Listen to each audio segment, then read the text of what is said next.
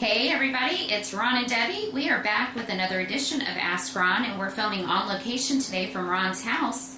In my Jay Connor t-shirt. So Jay, if you're watching this, I just want you to know that there actually is somebody out there that's wearing your shirt. Oh my lands. Oh my lands. Okay. All right, Ron, our first question is from Olga Cyango from New Jersey. Hey Olga. I am listening to the Work for Equity CDs and workbook. I am not totally convinced that a contractor who will repair a property would want to lease the house for a short time, for example, 6 months. Are they willing to move that soon? Usually a lease is popular or realistic for a minimum of 1 year. A lease also implies that the contractor would be a tenant if he can live in the house, or can he? Olga, I have no idea what you're talking about. I'm not sure what course you listened to, but it doesn't sound like it was mine, girl. First of all, where did the contractor stuff come from? Sometimes when I lease option work for equity deals, I lease them to contractors, but that means they're going to live in it and it is their home, and I don't have any idea where you got the 6 month stuff from. That's not in my course.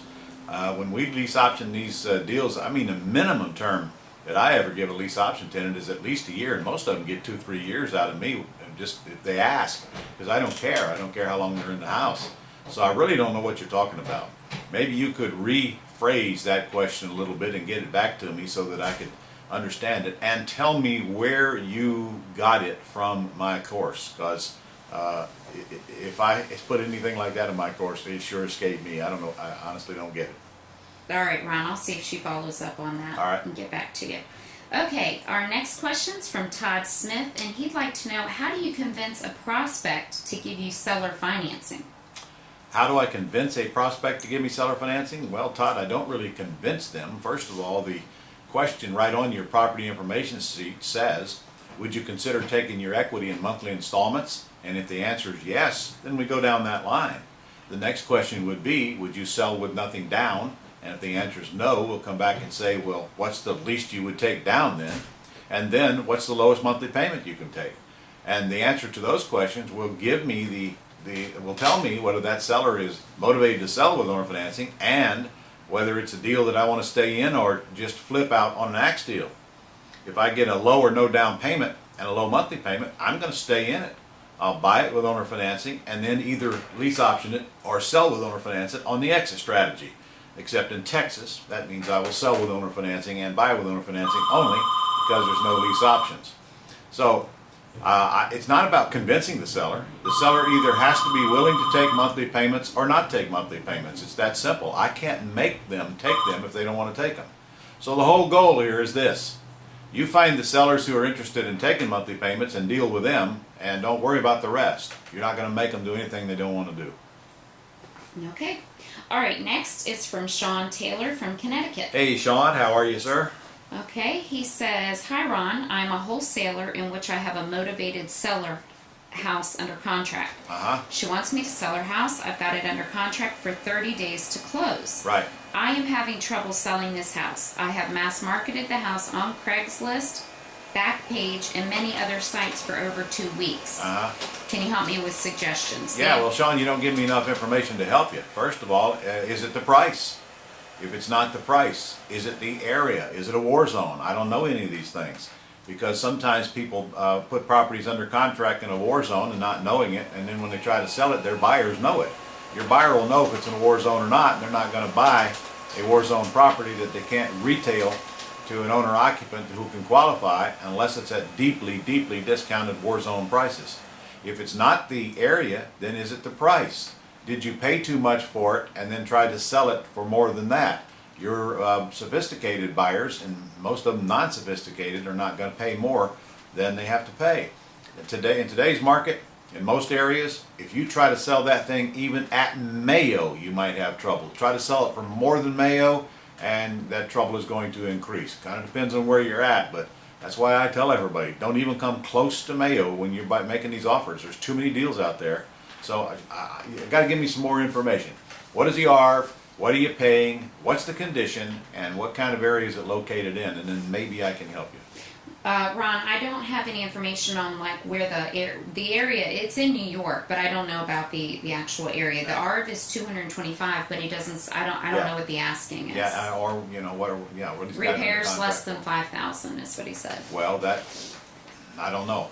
At least tell us what you're paying for it. Okay. Okay, next and last question from Virginia Robertson. Virginia says, how do you go about screening the tenant buyers for axe deal? And where is deals? Virginia? She did not say. No, Virginia. I know where you live.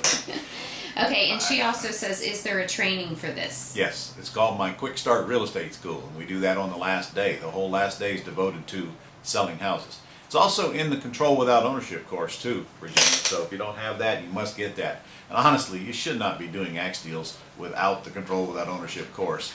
It's probably going to do you more harm than good if you do. So get the Control Without Ownership. Just call our office and order it. Now, to your question.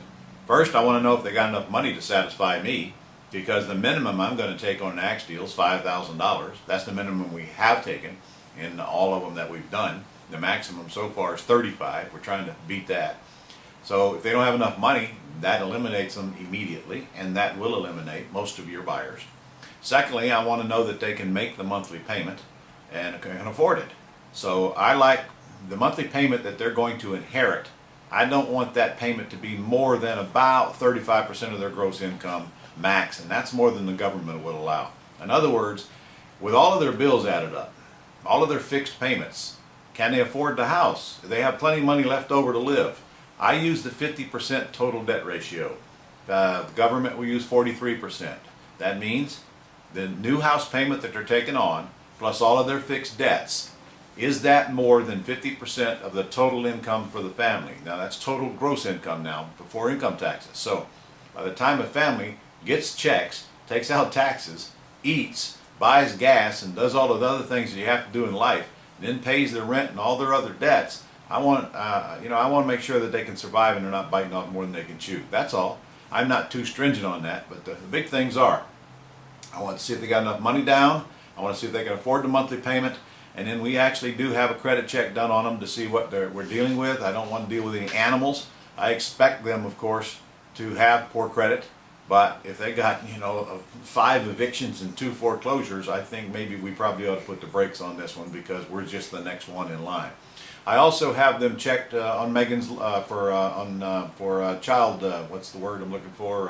Pedophiles. I don't want any convicted sex offenders. We have them checked for that as well. Now, on axe deals, we do the same screening that we do on the other deals, but it's not a big deal. I mean, it's just one website to go on. I can't even think of the name of it.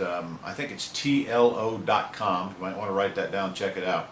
But it's a quick check, and the rest of it is right there on their application. I know how much income they got, and I know how much money they got. Now, their credit is usually, we ask them, is it good, fair, or ugly? If it's ugly, I want to know why it's ugly. If it's good, well, if it's good, they still might want this house because they don't want to go to the bank and qualify, or they got other reasons. So it's not a big check, it's not a long check, it's not an expensive check, but we do check those items. I hope that answers your question. Okay, Ron, that's all we have for this week. See you guys next week. Don't forget to register for the upcoming convention now. I'm going to keep pestering you till I see your name come through the registration block. July 3rd through the 7th, Las Vegas. See you then.